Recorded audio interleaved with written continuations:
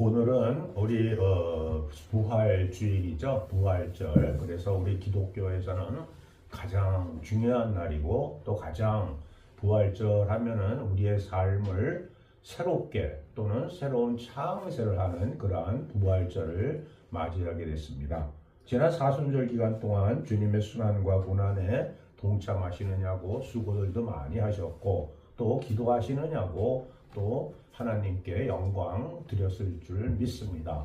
올해 우리 교단의 목표는 무엇이었죠? 주님께 칭찬 듣는 삶. 주님으로부터 그래 참 장하다. 다윗교회도 장하고 화목교회도 장하고 빛과 수공교회도 참 장하다. 또 우리의 삶을 주님이 보시면서 그래 너희의 삶이 참으로 장하다 이렇게 하는 주님으로부터 칭찬 듣는 삶을 살아가게 해달라고 기도하고 있고 또 그렇게 살려고 노력하고 있죠. 그래서 주님으로부터 칭찬 듣는 삶을 사는 것이 2026년 우리 교단의 목표고 또 희망이고 소망이죠. 결국 칭찬 듣는 삶을 살고자 하려면은 부활의 영광 속에 늘 거해 있어야 되는 거죠. 부활의 영광 속에 거해 있어야 되는데 우리의 삶을 돌아다 보면 이 말씀은 저도 마찬가지죠. 저 혼자서 부활의 삶 속에서 머물러 있고 또 우리 성도들 삶은 부활에 머물러 있지 않은 것이 아니라 저도 마찬가지고 모두들 부활의 삶에 머물러 있어야 되는데 예수님을 수십 년간 믿으면서도 부활이 무엇인지 순환이 무엇인지 고난이 무엇인지를 우리가 잘 모른다는 거죠.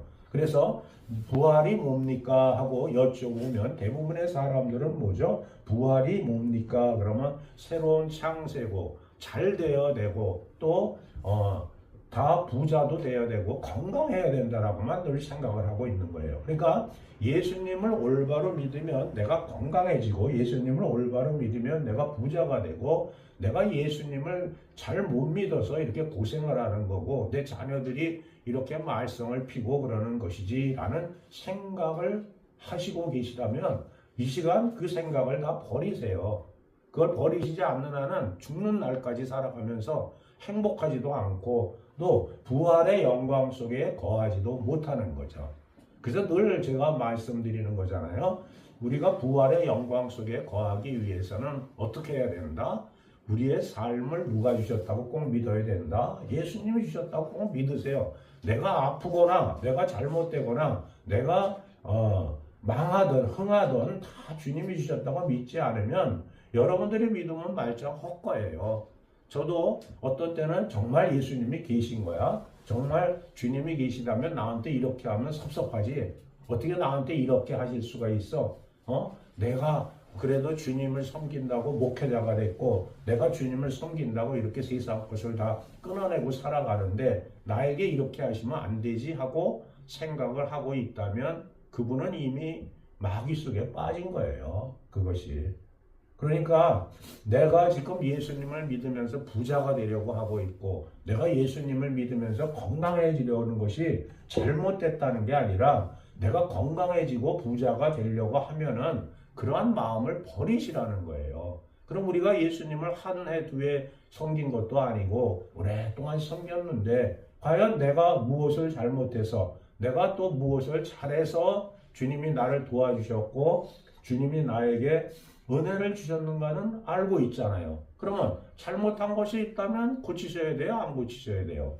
고치셔야 돼요. 그러면 고쳤으니까 잘하고 있으니까 주님이 우리에게 좋은 것을 주셔야 돼요? 안 주셔야 돼요?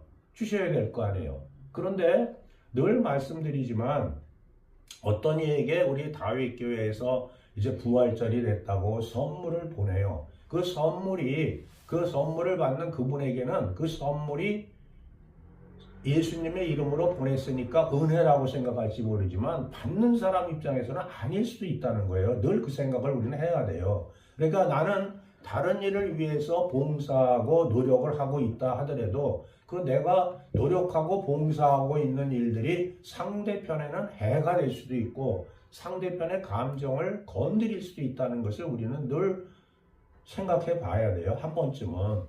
그래서 우리가 부활된 삶을 살아가는 것은 어떠한 것이냐? 부활된 삶을 살아가는 것은 우리가 나에게 일어나는 모든 일들이 누가 주신 거다? 주님이 주신 것이다. 이렇게 믿어야 되는 거예요. 그러니까 우리가 그것을 믿지 못하고 예수님을 수십 년 믿어도 죽는 날 가서 임종을 하려고 가서 배우면 아유 목사님 내가 몇 달만 더 살면 주님 앞에 충성하겠습니다 하시는 분들이 대부분이라고. 그런데 그분이 몇 달 더 사신다고 해서 무엇으로 주님께 충성하실 거예요? 생각을 한번 해보세요. 나의 삶이 비참하고 나의 삶이 보잘것없다라고 생각하는 것을 버리시라는 거예요. 버리시라는 거예요. 왜? 어떻게 버리느냐? 그 나의 삶이 보잘것없고 형편없다고 하는 그러한 생각을 절대로 갖지 말고 그것조차 주님이 주신 것이므로 나는 보람차고 행복하고 나는 멋지게 살려고 노력을 해야 되는 거죠. 그래서 그것이 부활이고 우리가 새 생명을 얻는 것이라는 거죠. 그래서 한번 이 시간 우리의 생각, 우리의 믿음을 굳건히 하시고 우리의 삶을 통해서 부활의 영광을 나타내야죠. 그 부활의 영광을 나타내는 것이 무엇이죠? 부활의 영광을 나타내는 것은 내가 감사하고 나누는 거예요. 감사하고 나누는 거죠. 그럼 우선 감사하고 나누는 건 누구에게 하라고 그러죠? 제가 교회에게 하라고 하지 않아요. 가족에게 하라는 거예요. 가족에게. 내 자식, 내 부모, 내 형제에게 하고 그 다음에 교회에 하세요. 교회에는 11조를 100만 원, 200만 원씩 내시면서 부모님한테는 용돈을 한 푼도 안 주는 분들이 너무 많다는 거예요. 지금 우리가. 그러니까 여러분들이 이 땅에 살아가면서 우리가 갖고 있는 그 사고, 우리가 잘못 그 성경을 오해해서 그러는 건데, 일단 감사하고 나누는 것도 우선 가족에게 감사하고 나누고, 또 사회에 감사하고 나눠야 되는 거잖아요. 그렇죠? 그래서 우리의 삶이 부활의 영광 속에 살아가고 있다고 그러면 늘 감사하고 나누는 거예요. 그러니까 내가 있든지 없든지 감사하고 나누시는 거예요. 돈이 없어서 못한다고 그러면 우리가 하는 큰 저기가 있잖아요. 뭐가 있죠? 우리에게 특권이 기도가 있잖아요. 왜 기도를 못해요? 우리 다윗교회가 부흥되게 해주시고 우리 목사님이 건강하고 우리 사모님도 건강하게 해주세요 하고 기도하시면 되잖아요. 그런데 그거를 못한다는 거예요. 그것도 마음이 똑바라지지만 못한다는 거죠. 그런데 그러한 지금 제가 말씀드리는 것은요. 전제 조건이 뭐가 있느냐면 여러분이 잘하고 여러분들이 또 그 예수님에게 잘 보여서 예수님의 자녀로 택정받은 게 절대 아니라는 거예요. 예수님이 우리를 주님의 자녀로 택정하신 것은 주님의 자유의지 속에서 우리를 택정하신 거예요. 그러니까 여러분들이 부활의 영광으로 살아가신다면 그 부활의 영광으로 살아가시기 위해서는 감사하고 나누시라는 거예요. 그래 대부분이 세상 속에서 어렵고 힘든 삶을 살아가시는 그 삶을 보면은 감사하고 나누지 못한 경우가 너무나 많이 있어요. 우리 다윗 교회도 부흥되지 못하는 것이 어디에 있어요? 감사하고 나누지 못했던 거예요. 감사하고 나누어야 하거든요. 그래서 감사하고 나눈다는 건 자꾸 물질만 생각하지 말고 물질적인 것만 자꾸 생각들 하는데 물질을 생각하지 말고 정신적인 거, 기도 이런 거 감사하고 나누어야 되는 거죠. 그래서 우리가 자녀들을 갖고 있다면 그 자녀들을 위해서 늘 기도해야 돼요? 안 기도해야 돼요? 기도해야 되는 거예요. 그래서 믿음의 부모를 갖고 있는 자녀와 믿음을 갖지 않은 부모를 갖고 있는 자녀하고는 엄격하게 차이가 있는 거예요.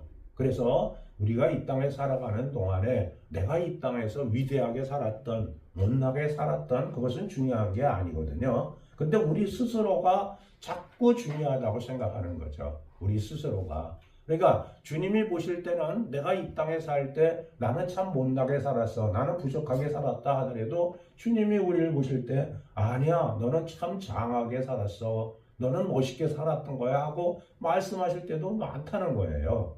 그런데 우리는 그 소리를 못 듣기 때문에 제가 올해는 우리가 주님에게 칭찬 듣는 삶을 살자 해도 그 칭찬을 들으려면 내가 무엇인가를 해야 된다는 생각을 자꾸 하는 거예요. 내가 무엇인가를 해야 한다는 생각. 내가 무엇인가를 해야 한다는 생각을 하기 때문에 그걸 내가 무엇인가 해야 된다는 생각을 해내요? 절대 못 해내요. 우리 인간이라는 게. 그래서 여러분들에게 늘 말씀드리죠. 첫 번째 올라오는 생각이 누가 주신 거다? 주님이 주신 거다. 근데 조금만 생각해 보면 못해요. 그거 첫 번째 올라오는 생각들을. 그래서 여러분들이 이 땅에 살아가는 동안에 부활의 자녀로 살아가기 위해서는 늘 감사하고 나누는 삶을 살아가세요. 감사하고 나누는 삶. 그러니까 우리 다윗교회 오래간만에들 오셨잖아요. 그렇죠? 오래간만에들 오셨으니까 다윗교회 왔을 때 손님으로 왔다 가시면 안 되잖아요. 우리가 가장 또 멈춰야 되는 게 손님으로 왔다 가지 말아야 돼요. 교회에는. 교회의 구성원이 누구예요? 성도들이잖아요. 그러니까 다윗교회 손님으로 왔다 가는 마음을 갖고 있다 그러면 그분은 영원히 부활의 삶을 살아갈 수가 없어요. 손님으로 왔다 가니까. 그러니까 예수님한테도 손님으로 왔다 가는 거잖아요. 자기 자신이. 그러니까 1년 만에 다윗교회를 왔던 2년 만에 다윗교회를 왔던 석 달 만에 다윗교회를 왔던 손님으로 오시면 안 돼요. 자기 가정에 돌아가면서 외국 여행을 갔다가 몇 달 만에 돌아간다 그래서 그 가정을 내가 손님이다 이렇게 생각하고 들어가시는 분이 있으세요? 없잖아요. 그렇죠? 있어요? 없잖아요. 그러니까 다윗교회 오셨을 때 여기는 내 가정이고 하나님 섬기는 곳이지 나는 손님으로 왔다 잠깐 있다가 예배나 드리고 밥이나 먹고 가면 되지 하는 그런 마음으로 오셨다 그러면 회개하세요. 그래서 교회뿐만이 아니라 어디든지 여러분들이 가시면 손님의 역할을 하시면 안 돼요. 그래서 주님이 우리에게 뭐라 그러셨어요? 대접하라고 그랬잖아요. 대접은 누가 하는 거죠? 주인이 하는 거지 손님이 하는 게 아니거든요. 직장에 나가도 직장에 나가서 내가 손님으로 직장에 댕기게 내가 보험금을 받으니까 직장에 다니지 하고 살아가는 사람은 부활할 수가 없어요. 그 직장이 나의 삶이고 나의 가정이다라고 믿으셔야 되는 거지. 그래서 절대 손님의 삶을 살지 마세요. 손님의 삶을 살아가시면요 부활이라는 건 있을 수도 없고 부활할 수도 없어요. 그래서 여러분들은 어느 곳에 있든지 무엇을 하든지 대접하는 사람으로 살아가야 되니까 그 대접하는 것이 결국 감사와 나눔이잖아요. 그렇죠? 그래서 늘 주인으로 살아가셔야 돼요. 그래서 여러분들의 삶이 어느 곳에 있든 무엇을 하든 주인으로 살아가는 부활된 멋진 삶이 되어서 하나님께 칭찬 듣는 그러한 부활절이 되시길 주님의 이름으로 축원드립니다. 아멘.